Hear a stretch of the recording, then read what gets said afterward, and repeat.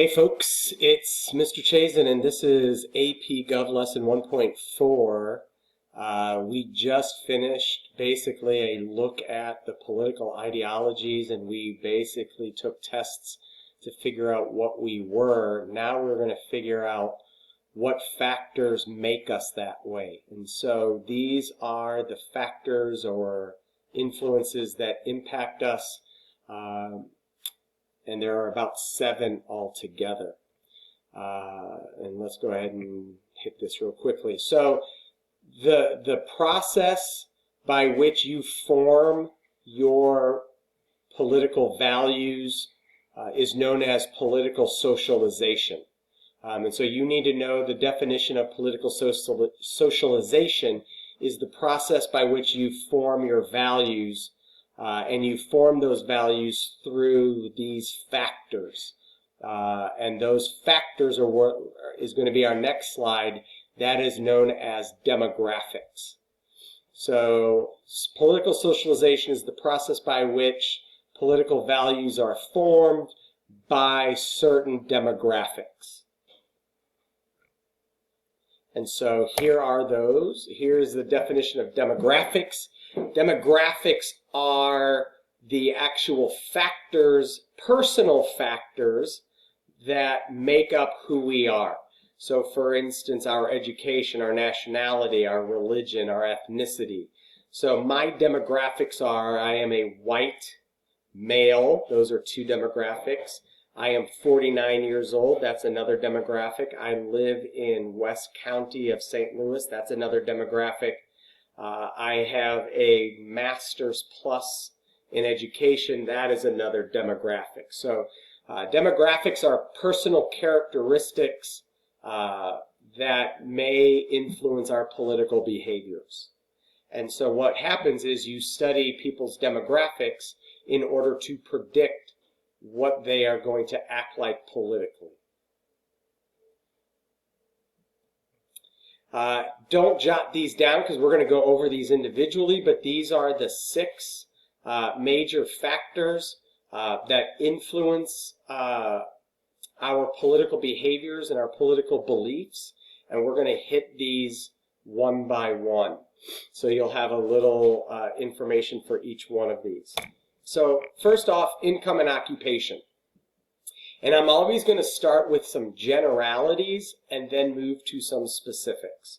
So in general, as income increases, you are more likely to vote. That is a key piece of information which a lot of students forget about when they talk about income. As you make more money, you are more likely to vote. So somebody who makes $50,000 is more likely to vote than somebody who makes $20,000. Somebody who makes $100,000 is more likely to vote than somebody who makes $50,000. Somebody who makes $1 million is more likely to vote than somebody who makes $100,000. So as income increases, you are more likely to vote. The occupation that has the most number of voters are government employees. People who work for the government, police, fire, teachers, those are all government employees. They are paid with tax money. Why do they vote in the largest numbers? Either because they work for the government, they understand how important voting is, or a lot of times their ability to make more money is tied to certain votes. And so they vote in order to have more tax money in order to get paid more. But government employees tend to be the largest occupation. Lower income people vote liberal, and that is because, as we stated when we went over liberal beliefs, that they believe that the government should help workers and should help people get extra training and try to. They also believe in taking wealth from the rich and sort of applying it to the poor to make everybody a little bit more equal. On the flip side, middle to upper income people vote conservative because they like how the system works. They don't want to change it, and so therefore they want things to stay the same. And they also like lower taxes so that they can keep more of their money. Union, laborers are liberal, oftentimes because the government protects their jobs.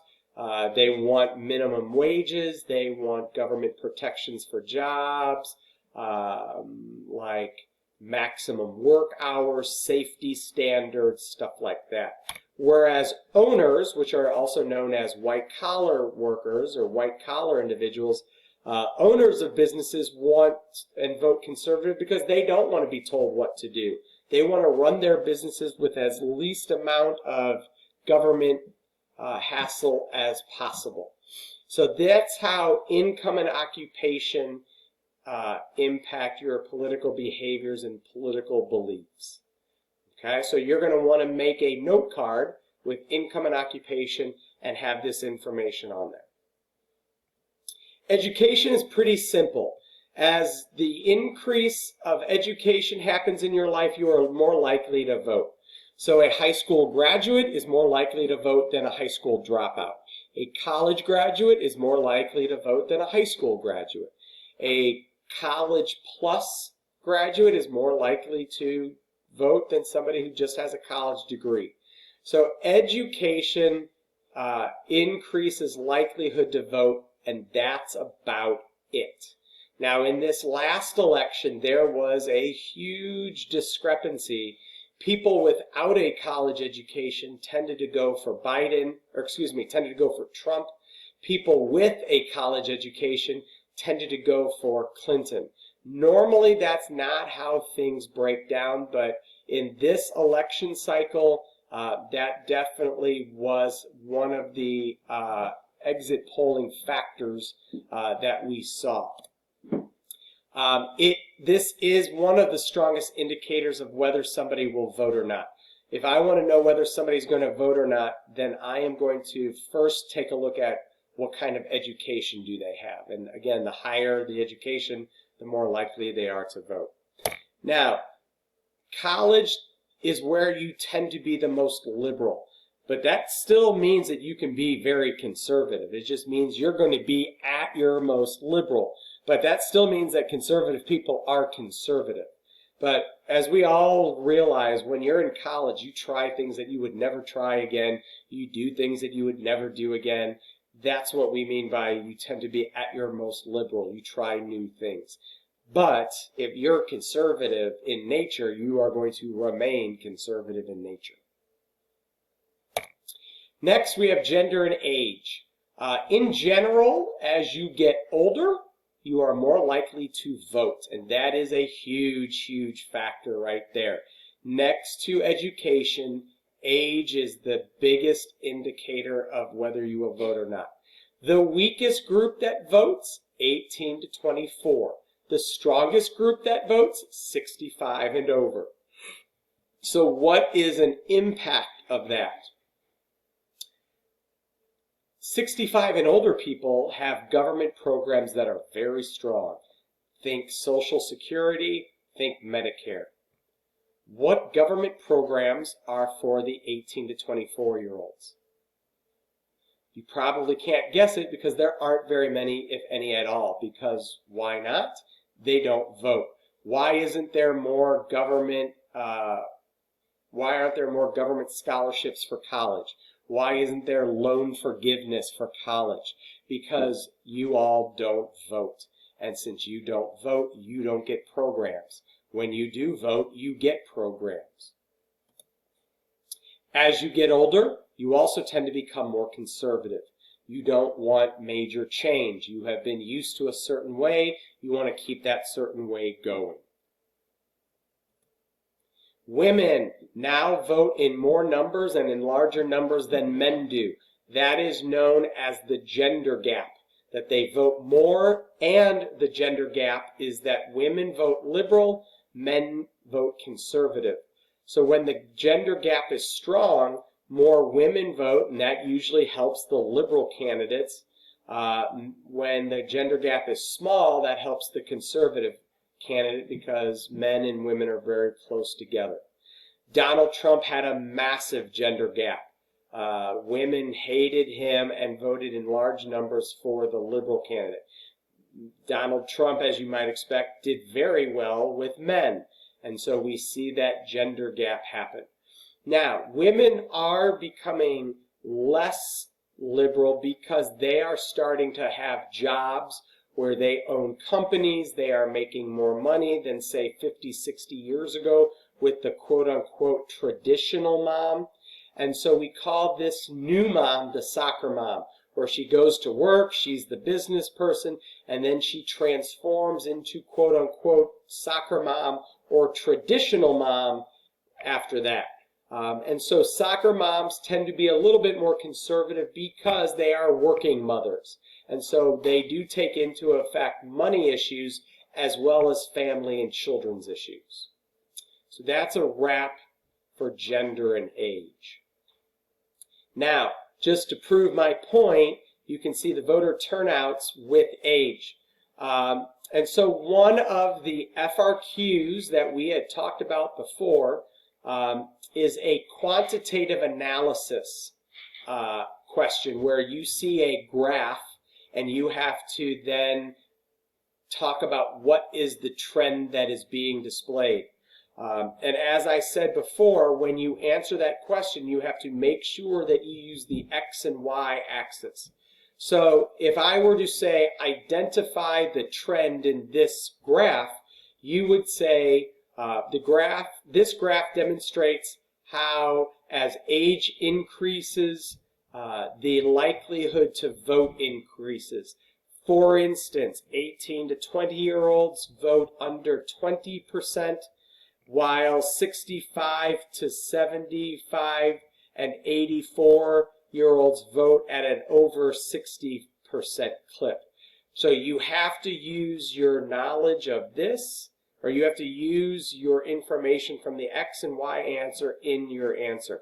You cannot just say, this chart shows that as age increases, voter turnout increases. You then have to go in and give the exact numbers. If you don't give me numbers on an identify the graph question, you are not going to get full and total points. Okay? So the correct answer is this graph shows that as age increases, voter turnout increases from 18 to 20-year-olds voting at less than 20% to 65 to 84-year-olds voting at over 60%.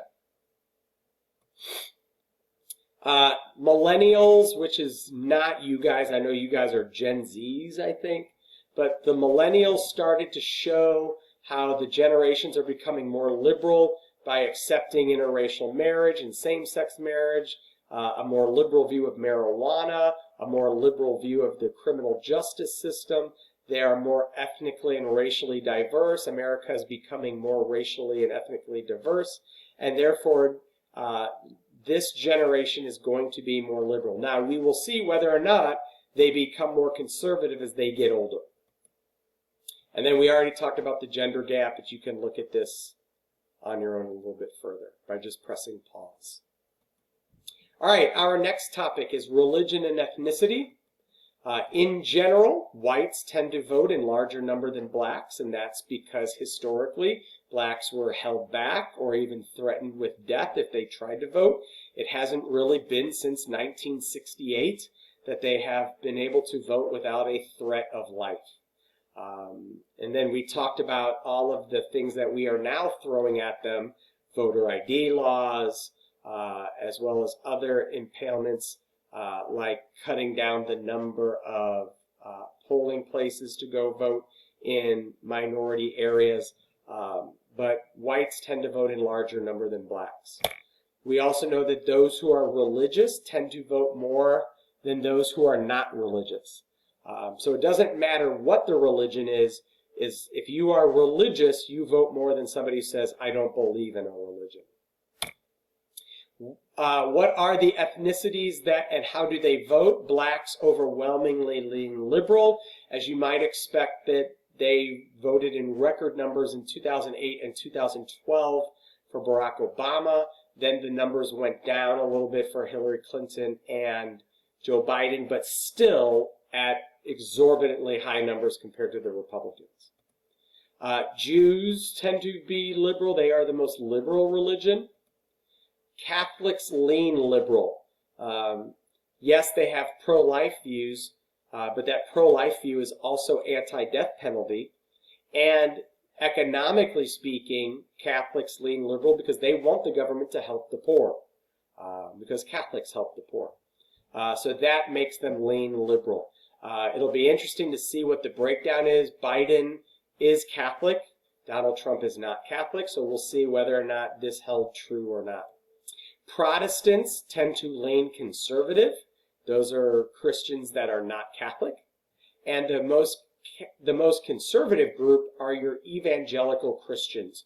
Your Christians that read the Bible as literal beliefs and as literal practices. Mormons, I need to add here, would also be conservative. Muslims tend to be more liberal, believe it or not, in the United States. Hispanics are leaning liberal. They are the largest minority group, but they don't all vote the same. For instance, Cuban Americans tend to vote more conservative, while Puerto Ricans, Mexicans, Venezuelans tend to be more liberal.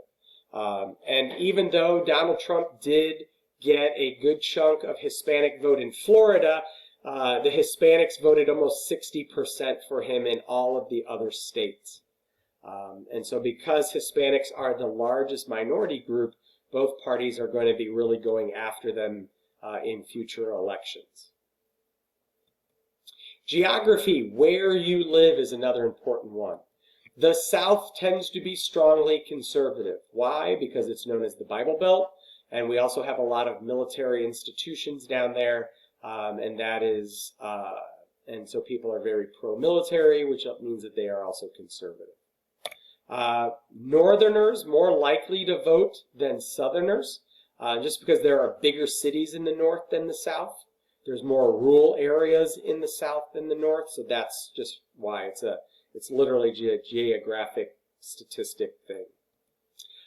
Your conservative areas, the Mountain West, like Utah, the Dakotas, Montana, Wyoming, Idaho, those tend to be conservative. Your South and your Southwest, although Arizona and New Mexico did go for, and possibly even Nevada, they are all barely turning liberal, but that's more of Hispanic. So we'll see whether that stays the same or not. And then your rural areas. So think anywhere in Missouri outside of Kansas City, Columbia, and St. Louis. Your rural or farm areas are very conservative, which is why Missouri is a conservative state. Let's see here. Your liberal areas is the Northeast, the New England area, and your urban areas, your cities. And most big cities are liberal because they have lots of minorities, they have lots of diversity, and you have lots of government programs that are in those areas. You also have your West as a liberal area. So then what area is left? Well, that's right, your Midwest. And your Midwest and your suburbs are known as the swing states. If you can win these swing states, you win the election. So in 2020, the swing states were the Midwest states of Michigan, Wisconsin, Pennsylvania, as well as Ohio, and then Florida would be your only one that's not in that area. So the suburbs are your swing because you got your urban, that's liberal, you got your rural, which is conservative, and the suburbs are starting to swing more liberal. Now, again, they can swing back and forth, but right now we're starting to see suburbs go more liberal. Now, that could be because of Trump, and the Republicans, depending on who their next candidate, could swing those back. But we saw a lot of the suburbs go with Biden and the Democrats. Family, very simple. Children tend to vote the same way their parents do because they are their sort of first political educators. And so you tend to have the same beliefs as your parents because your parents basically indoctrinate you to believe whatever they believe. And I am just as guilty as that as a dad as anybody else. Married people, vote more than non-married people. Now, I'm not sure if that's because you're more connected to the community, you have children most of the time, and so therefore you believe that it's important to take care of the current time in the future, but married people vote more than non-married people do. And then this one I'm going to look up, about the more registered Democrats. We do know that more and more people are not declaring a party, they're just declaring themselves independent. And so that is the fastest growing segment of our population. So those are the 6 major factors that you're going to need to know. So as a review, who are your conservative groups? Your Mormons, your white evangelicals, your Protestants, white men, some college or less, and we said how less is really been for Trump. White Southerners, that's the geographic thing, and then your older generation. It's funny how these were the hippies, and now they're not so hippie anymore. Blacks, Asians, non-religious people, or Jews, very liberal, college and above, and the women, Hispanic, and your millennials and your younger generations.